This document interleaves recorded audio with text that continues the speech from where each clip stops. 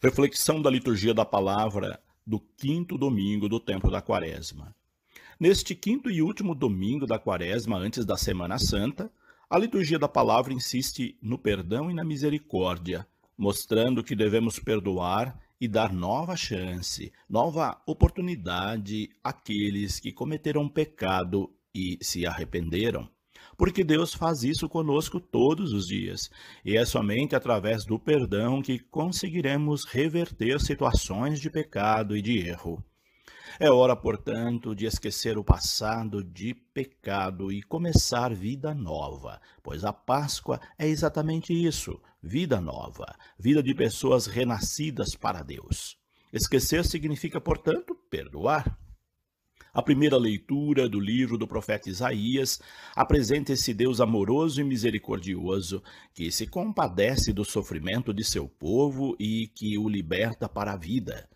Uma vez libertado, não se deve ficar preso ao passado, não se deve ficar lembrando o passado nem as coisas antigas, pois quem fica remexendo em coisas passadas é sinal de que não perdoou. O importante é saber que Deus tem feito coisas novas, tem nos dado novas oportunidades, abertos novos caminhos, e esses devem ser trilhados com alegria e esperança, sem que o passado interfira no presente e no futuro. Há nesta primeira leitura um convite para vermos as coisas novas que Deus nos tem dado e não vivermos com a cabeça no passado. Isso nem sempre é fácil, mas precisamos nos esforçar para isso. Quem tem dificuldade de esquecer os erros e os sofrimentos do passado mostra que tem dificuldade de perdoar. E quem tem dificuldade de perdoar não é uma pessoa totalmente livre e feliz, pois há sempre um monstro do passado torturando no presente. Quantas pessoas precisam de anos de análise para poder exorcizar os monstros do passado? E às vezes nem sempre consegue, tornando-se pessoas amargas e neuróticas, porque não conseguiram se livrar de tais fantasmas. Quem consegue perdoar e se perdoar, consegue ver que Deus tem aberto caminhos no deserto de sua vida e rios na terra seca de seu mundo. Porém, nós nem sempre percebemos esse agir de Deus, porque ficamos presos aos acontecimentos desagradáveis do passado. Há quem não consiga seguir adiante, porque não consegue se livrar do passado. Quem não consegue se perdoar dificilmente consegue perdoar a outros e, assim, enxergar novos caminhos, novas possibilidades, novas pessoas ou pessoas renovadas. Não são poucas as pessoas que procuram a confissão, mas que não se sentem perdoadas.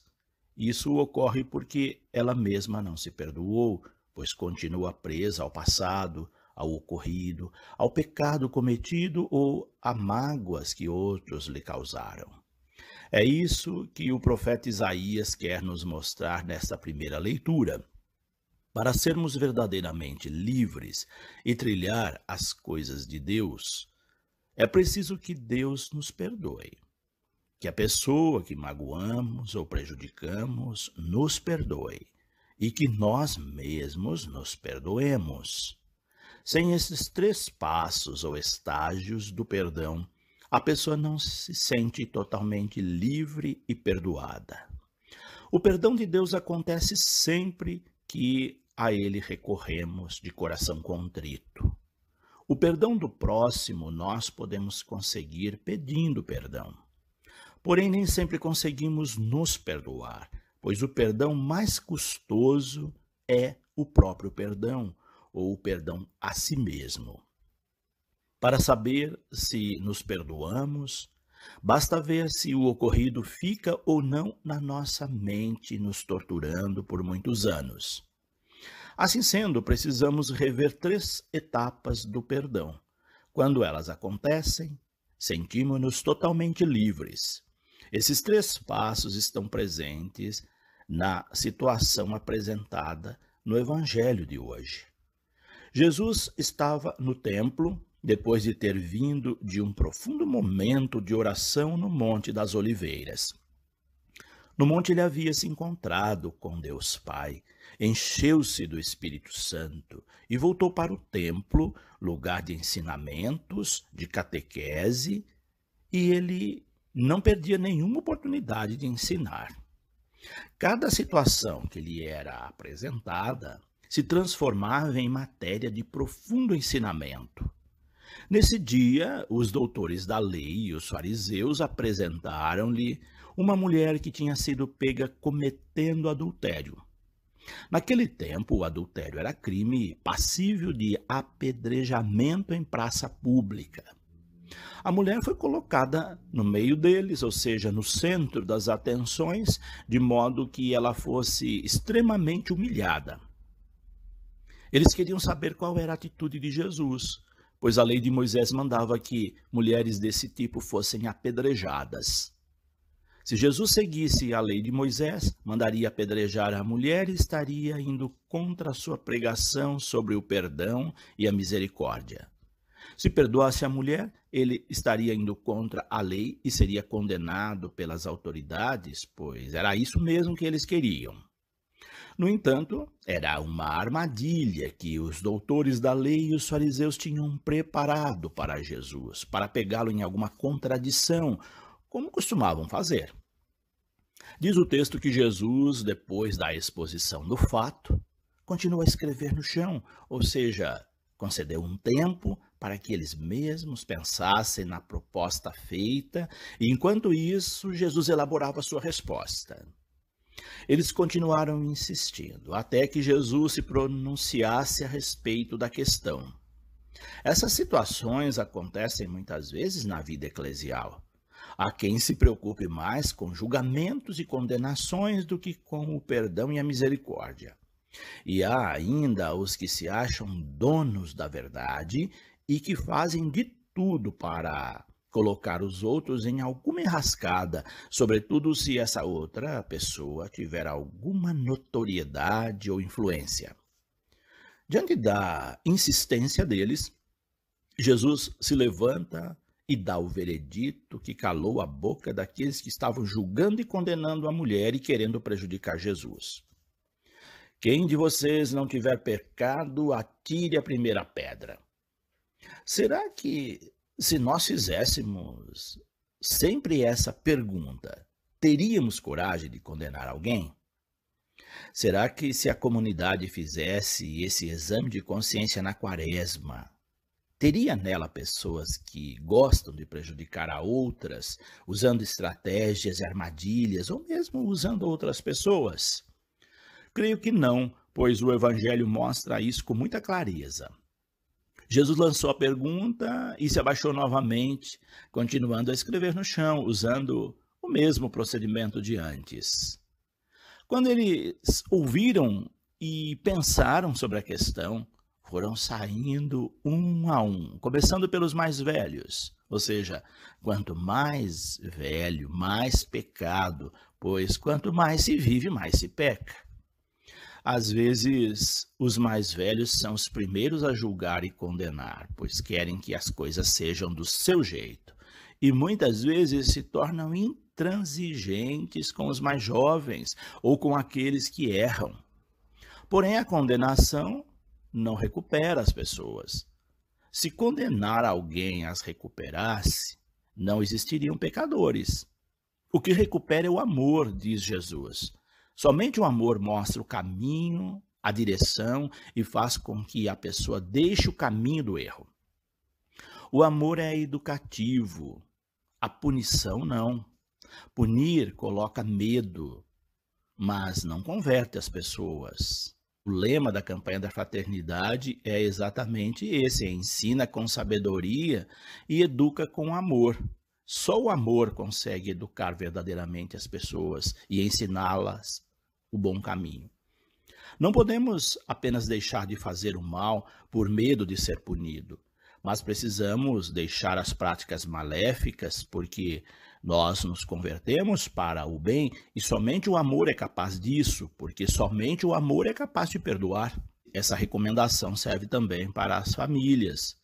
Eduquem seus filhos com amor e não com castigo, porque o castigo simplesmente forma pessoas medrosas e revoltadas com a vida, mas sem condições de amar e de perdoar. É por isso que o lema da campanha desse ano insiste: eduque com amor, ensine com sabedoria, que é uma passagem do livro do Eclesiástico. Assim, Jesus dá aqui uma profunda lição de amor, de ensinamento com amor, coloca diante deles um espelho. Aqueles que condenavam a mulher não eram santos e perfeitos, como parecia. Embora tivessem cometido pecados explícitos por medo, não porque eram bons e amorosos. Talvez eles tivessem muita vontade de fazer a mesma coisa, só não faziam por medo. É isso que acontece com a maioria das pessoas que julgam e condenam os pecados dos outros. Quando alguém é muito rígido com certas atitudes de outras pessoas, cuidado com essa pessoa, pois é alguém passível de fazer a mesma coisa. Se não faz por ato, faz por pensamento e palavras, revelando o ser perverso que habita em si. Jesus faz com que eles pensem na questão, e eles de fato pensaram. Por isso saíram de cabeça baixa, sem condenar a mulher. Quando todos saíram, ele perguntou à mulher: ninguém condenou você? Ninguém, respondeu ela. E Jesus também não a condenou, pedindo que ela fosse e não pecasse mais. Ou seja, Jesus a perdoou, possibilitou que os outros a perdoassem e fez com que a própria mulher perdoasse a si mesma, pois ir e não pecar mais significa conversão, mudança de vida e a concretização dessas 3 etapas do perdão. Desse modo, a liturgia de hoje propõe para nós a mesma questão. Não ficar observando, julgando e condenando os pecados alheios, mas olhar para dentro de nós, ver nossos pecados e repará-los. Quando fizermos isso verdadeiramente, veremos que não temos moral nenhuma para julgar e condenar outras pessoas, por maior que seja o seu pecado. Quem deve julgar é Deus e não nós. Por isso, que cada um reveja os seus atos e os corrija antes de ver e condenar os atos alheios. Quem somos nós para condenar alguém? Por acaso somos santos e perfeitos? Por acaso nunca erramos ou pecamos? Será que se fôssemos avaliados nos nossos pecados, seríamos dignos de perdão? Penso que não, pois quem perdoa é a misericórdia de Deus e o nosso firme propósito de não pecar mais, diz o Evangelho de hoje. Portanto, o caminho é ter Cristo como meta na nossa vida, diz a carta aos Filipenses na segunda leitura de hoje. Quando Ele é nossa meta e direção, tudo na nossa vida passa a ser relativo. Com isso, as coisas que consideramos valorosas não passam de perda de tempo. Quantas vezes gastamos um precioso tempo da nossa vida com coisas e procedimentos bobos, quando há tantas coisas mais importantes para fazer? Corremos esse risco na igreja se não soubermos distinguir valores e não tivermos o amor como parâmetro dos nossos atos. Cristo deu o exemplo supremo de amor e pediu que fizéssemos o mesmo. Uma comunidade religiosa pautada no amor é uma comunidade que segue na direção certa. Porém, uma comunidade fundamentada no legalismo se perde na burocracia, nos julgamentos e condenações e se perde no caminho de Deus. Temos que pensar seriamente sobre isso na vida religiosa, na vida de comunidade eclesial e na nossa vida como um todo, pois toda relação deve ser fundamentada no amor.